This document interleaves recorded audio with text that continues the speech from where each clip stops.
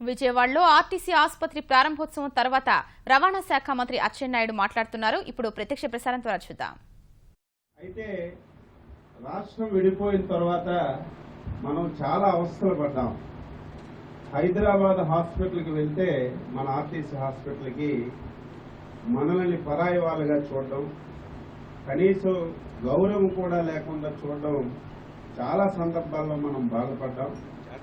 అయితే మన దగ్గర మనమే దానికి ధీటైనటువంటి హాస్పిటల్ నిర్మించుకుందామని చెప్పి అప్పటి ఎండీ గారు సాంబశివరావు గారు మరి మంచి ప్లేస్లో హాస్పిటల్ చాలా చూసాం. ఏదో టౌన్ మధ్యలో ఉండడం, అక్కడ వాతావరణం సరిగా లేకపోవడం, చాలా ఇబ్బందికర పరిస్థితుల హాస్పిటల్ చూసాం. అయితే ఈరోజు మన యొక్క స్థలంలో మనం మంచి వాతావరణంలో హాస్పిటల్ అంటే ఇటువంటి ప్రశాంతమైనటువంటి ప్రదేశంలో ఉంటే బాగుంటుందనే ఉద్దేశంతో ఇక్కడ బ్రహ్మాండమైనటువంటి హాస్పిటల్ మనం నిర్మించుకున్నాం. ఈరోజు ఇది ఎవరో నిర్మించిన హాస్పిటల్ కాదు, మన కార్మికులు మన డబ్బుతో మనం నిర్మించుకున్నటువంటి హాస్పిటల్ కాబట్టి మనకి చాలా తృప్తినిస్తుంది. ఎవరో హాస్పిటల్ నిర్మిస్తే అక్కడ మనం వైద్య సేవలు అందించుకునే పద్ధతి కాకుండా మన డబ్బులతో మనం నిర్మించుకున్నాం, త్వరితగతంగా పూర్తి చేసుకున్నాం. అయితే ఇంకా సెకండ్ ఫ్లోర్ ఆపరేషన్ థియేటర్స్ అన్ని కూడా ఇంకా పూర్తి చేయవలసినటువంటి అవసరం ఉంది. అది వీలైనంత తొందరగా ఈ నెలలోనే పూర్తి చేసి మళ్ళీ మనందరం దాన్ని కూడా ఇనాగ్రేట్ చేసుకుందామని చెప్పి సందర్భంగా మీ అందరికీ తెలియజేస్తున్నాను. ఆర్టీసీ సంస్థ మనందరి సంస్థ. సంస్థ బాగుండాలి, సంస్థలో ఉద్యోగులు బాగుండాలి, వీరన్నిటికంటే కార్మికులు బాగుండాలనేదే నా యొక్క ప్రధానమైనటువంటి ఆలోచన అని చెప్పి మీ అందరికీ ఈ సందర్భంగా తెలియజేస్తున్నాను. కార్మికులకి ఏ విషయంలో కూడా ఇబ్బంది కలగకుండా రాష్ట్ర ప్రభుత్వం తరఫున కానీ ఆర్టీసీ యాజమాన్యం తరఫున కానీ పూర్తిగా సహాయ సహకారాలు అందించడానికి మేము అన్ని విధాలా సిద్ధంగా ఉన్నామని చెప్పి మీ అందరికీ తెలియజేస్తున్నాను. ఈరోజు మనం 60,000 మంది కార్మికులు ఇక్కడ వైద్య సదుపాయాలు పొందడానికి అవకాశం, ఎవరైతే పదవీ విరమణ చేశారో వారు కూడా ఇక్కడ పొందవచ్చు.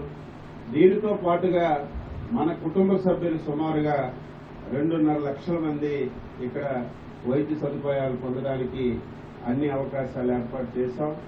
ఇది మనం అభివృద్ధి దినదినానికి చేసుకొని ఒక కార్పొరేట్ స్థాయి హాస్పిటల్, ఎవరైతే బయట వాళ్ళు కూడా ఆర్టీసీ హాస్పిటల్కి వెళ్లి వైద్యం చేసుకోవాలనే అనిపించే విధంగా ఈ హాస్పిటల్ తయారు చేసుకుందామని చెప్పి ఈ సందర్భంగా తెలియజేస్తూ, తప్పనిసరిగా కార్మికులందరూ ఈ సేవని తప్పగా ఉపయోగించుకోవాలి. అదేవిధంగా రాష్ట్ర ప్రభుత్వం నుంచి ఆర్టీసీ కూడా పూర్తిగా సహాయ సహకారాలు అందించడానికి సిద్ధంగా ఉన్నాం. చాలా మంది తప్పుడు సమాచారం చాలా సందర్భాల్లో ఇచ్చారు. ఆర్టీసీ ఏదో ప్రభుత్వం ప్రైవేటైజ్ చేస్తుంది, ఆర్టీసీని నిర్వీర్యం చేస్తుందని. ఈరోజు స్పష్టంగా రాష్ట్ర ప్రభుత్వ పక్షాన, ముఖ్యమంత్రి పక్షాన స్పష్టంగా హామీ ఇస్తున్నాం. ఆంధ్రప్రదేశ్ ఆర్టీసీ ఈ దేశంలోనే ఒక ఆదర్శవంతమైనటువంటి సంస్థగా తయారు చేయడానికి మన ఆర్టీసీ ద్వారా ఆంధ్రప్రదేశ్ రాష్ట్రమే కాకుండా దేశంలో వివిధ ప్రదేశాలకి చక్కనైనటువంటి సేవలు అందించడానికి అన్ని విధాల రాష్ట్ర ప్రభుత్వం కృషి చేస్తుంది.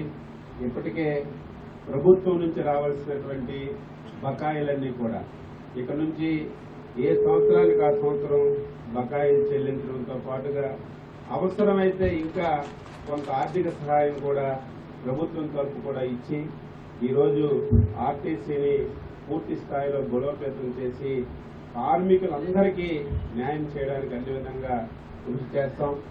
ఇదే సందర్భంలో మొన్ననే మీ అందరికీ మాట ఇచ్చాం.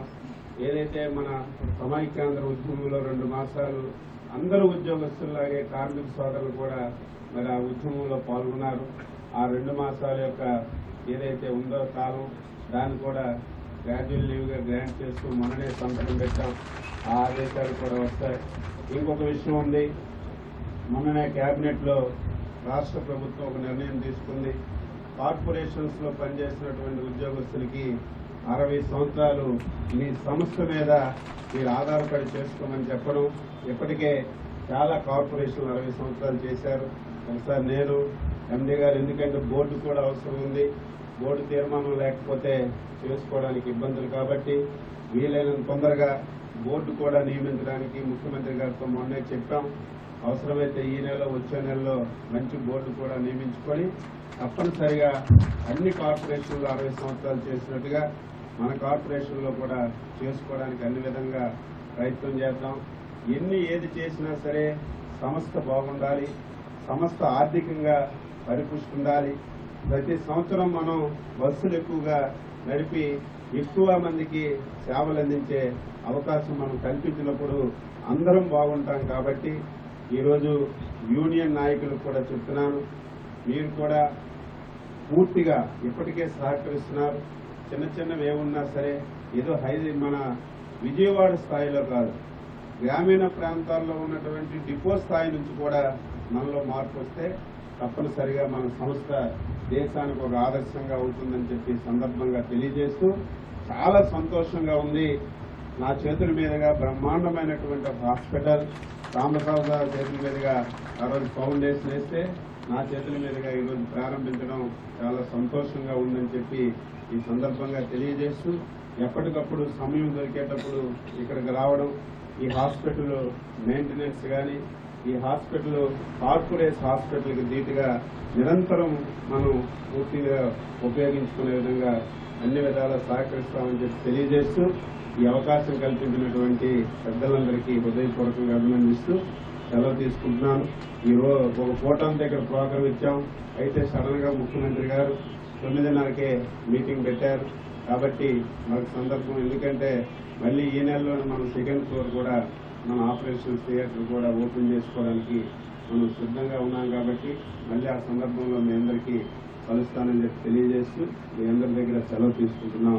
జై హింద్, జై German. Sir with your permission sir, book opening అండి. 11 లక్షల మందికి ప్రతి సంవత్సరం మనం బస్ పాసులు ఇస్తున్నామండి. ఆర్టీసీ పెట్టిన ఆ బ్రోడ్కాస్ట్ ప్రొఫెషన్ తమ చేతుల మీదుగా ప్రారంభించబోతున్నాం. సార్, మనము స్టూడెంట్స్ కి ఫ్రీ పాసులు ఇస్తుంటాము.